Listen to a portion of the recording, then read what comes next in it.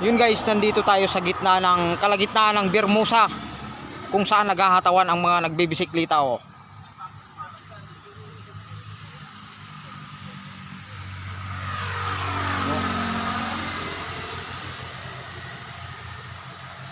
Sila guys, napakarami.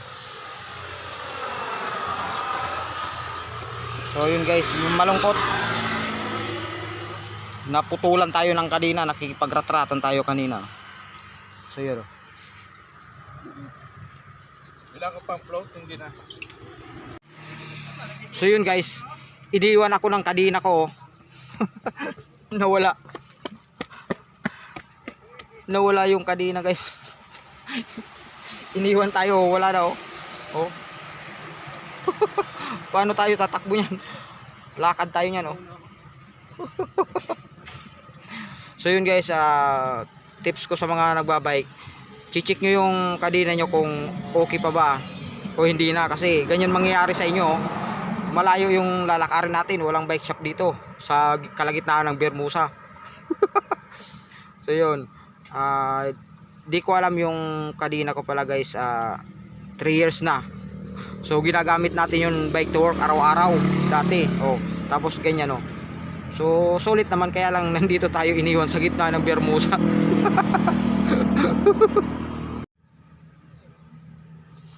Iniwan ako ng kadina ko, nawala. So yun guys, kunyari nagja-jogging tayo, pero ang totoo niyan hindi, naputulan tayo ng kadina. Dito tayo sa Bermusa, ayan, sa kalagitnaan guys. Oh, totally malapit na tayo dun sa dulo eh. Kaya lang yun, balik tayo sa stoplight ng Salawag.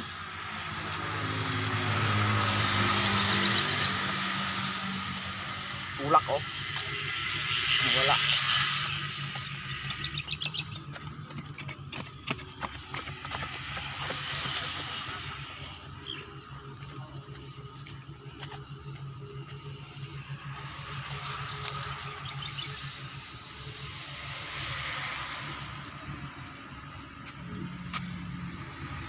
Yo.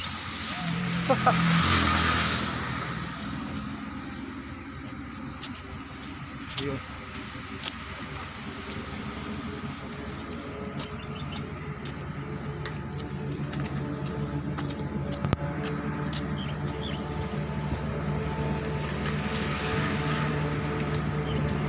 Angke.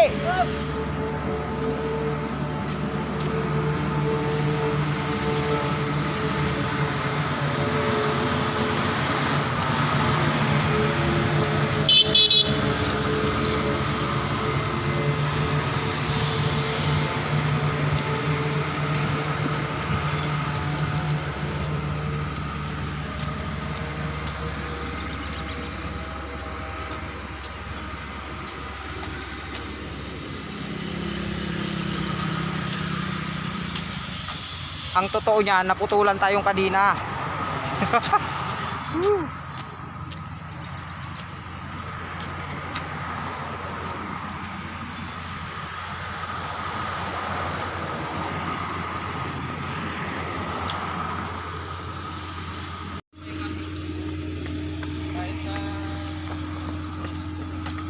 Kawawang bata, naputulan ang kadina.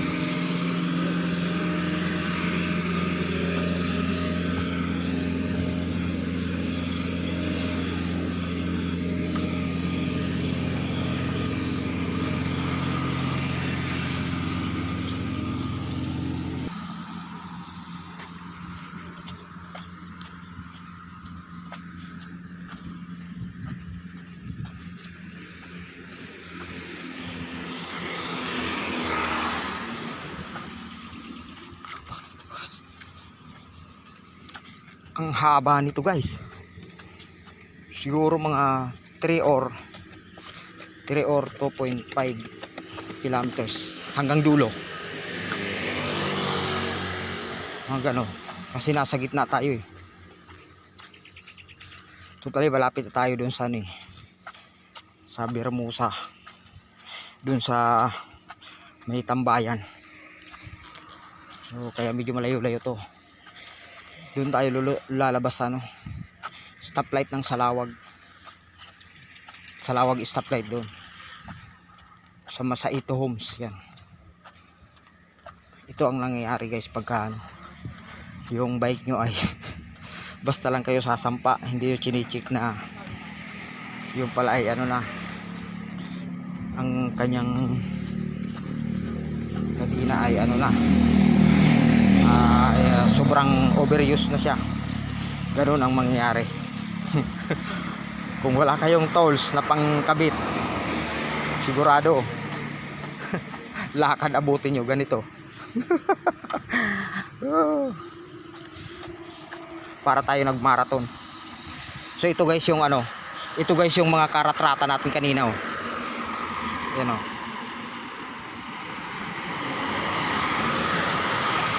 So nakita nyo guys. Grabe, diyan tayo sumabay kanina eh. Yan ang may kasalanan kung bakit nalaglag yung kadina natin. Yun yung sala rin sa ating kadina guys, bakit tayo naputulan. Nakipagratratan tayo sa mga yun.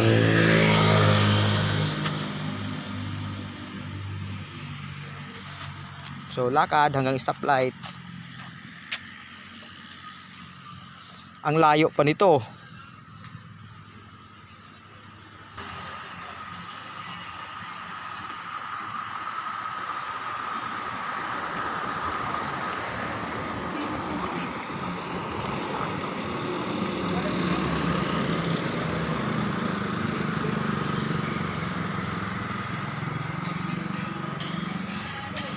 So yun guys.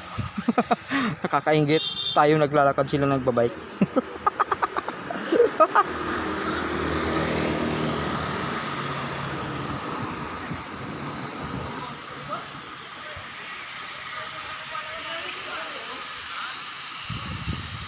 Ayun oh, yung mga kasabay natin kanina oh.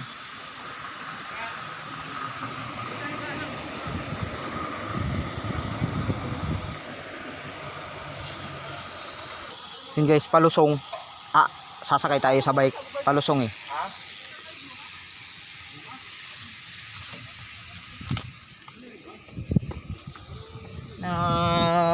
Ang saya din pala no. Ang saya. Palusong. Oh, may tumambay. Oy, naplatan sila, naplatan.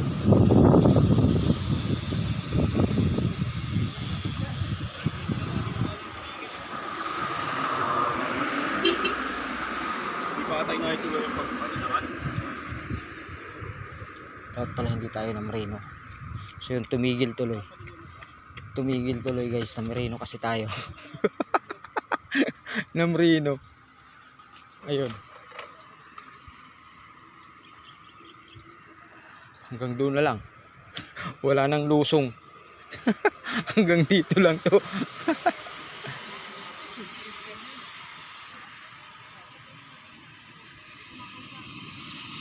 Kunyari nagpapadyak tayo pero walang kadina.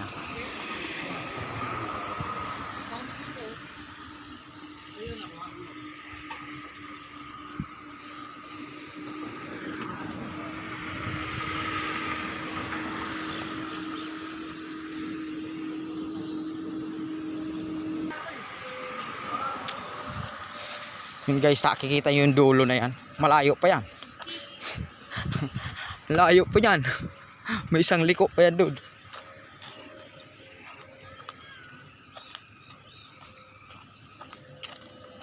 Diba? 5 minutes na tayo naglalakad. O, 6 na minuto na pala tayo naglalakad. Tapos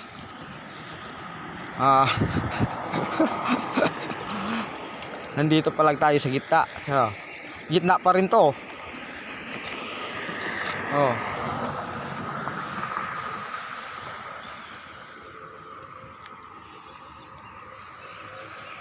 Nakita tayo nung kasabay na ng sinabayan natin kanina na tinatawanan lang tayo. Tinatawanan tayo noon, sabi niya, ayan kasi sabay ka pa sa amin. Di pala maayos yung kadena mo.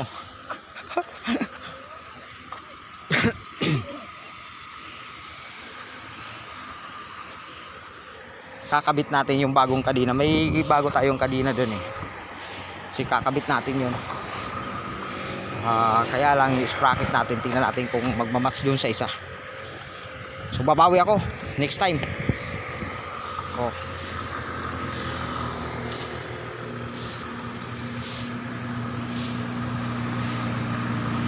Hermosa.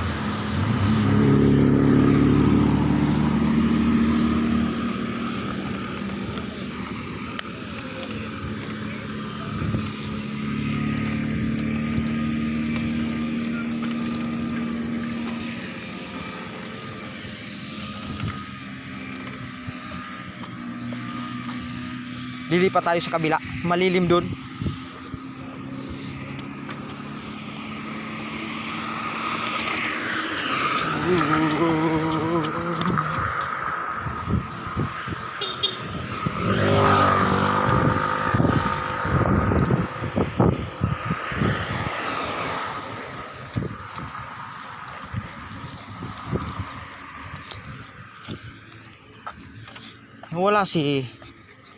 Nawala si GM chair, GM photographer. Nandito yung kanina eh. Saan kaya? Doon pa siguro sa unahan. Dito yung kanina nakatayo eh. So yun guys, cut muna natin ang video. Sobrang layo pa nito. Haba pa nito. So baka maluba tayo. So pakita na lang natin doon sa unahan.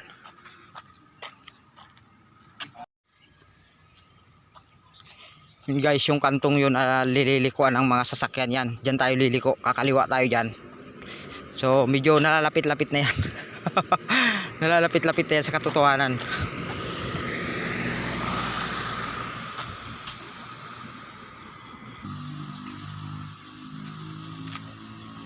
Yun guys, kaliwa na tayo dyan.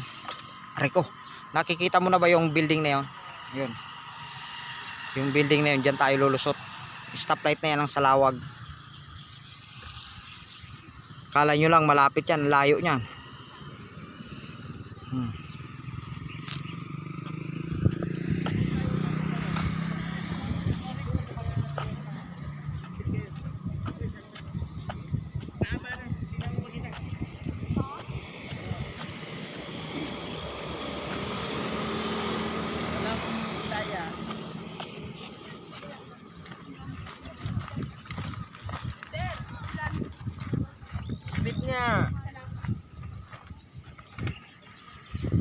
Yun guys, may lusong.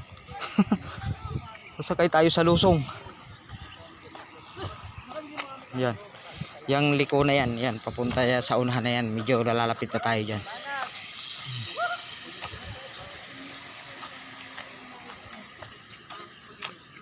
Yun, lusong guys, lusong. Sasakay tayo.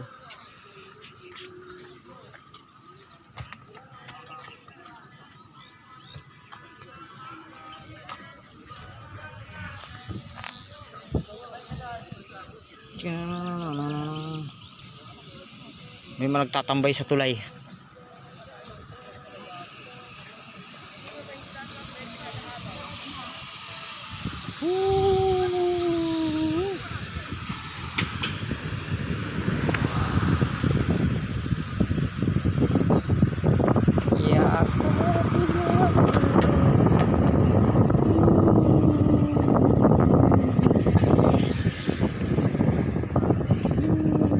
Yun. Napabilis tayo. Yan, malapit na. Ayan. Napabilis tayo guys. Oh, tigil. Tigil. Yun. At least kahit paano galing tayo dun sa may tulay na yun. Napabilis tayo.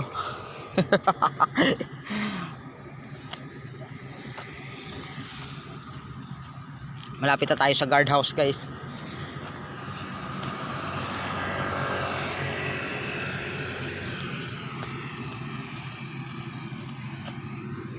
Lakad, boom, lakad, tulak.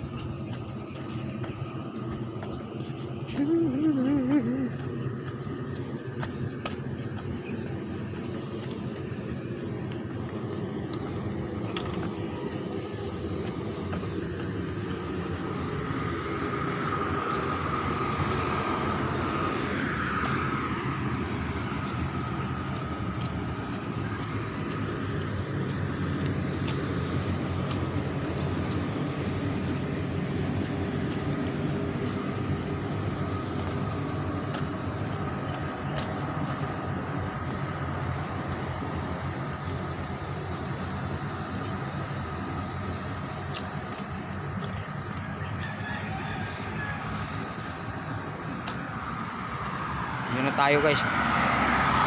Guard house na to.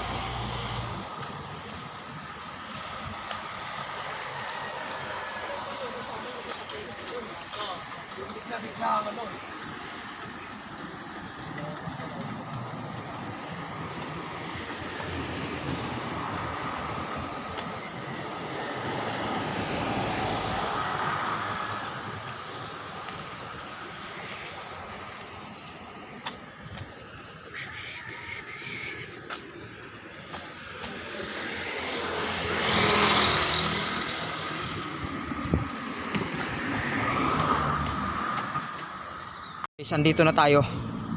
Nakarating na rin tayo sa ikutan.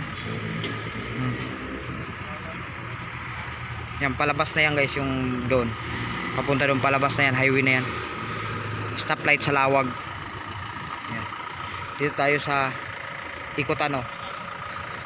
Mahigit 15 minutes yung lakad natin, mga 20, ganun, 20 minutes mahigit. So tuloy-tuloy yun. Pero kinat-cut natin yung video dahil sobrang haba. So yun guys, sana mag-iingat kayo palagi at tandaan nyo, i-check nyo lagi yung mga bike nyo kung okay pa ba o hindi na ang kanyang mga kadena, gulong, lahat. Oh,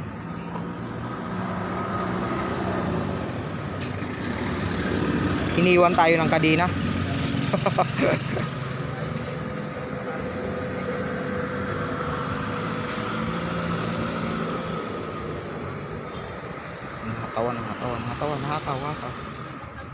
Hataw.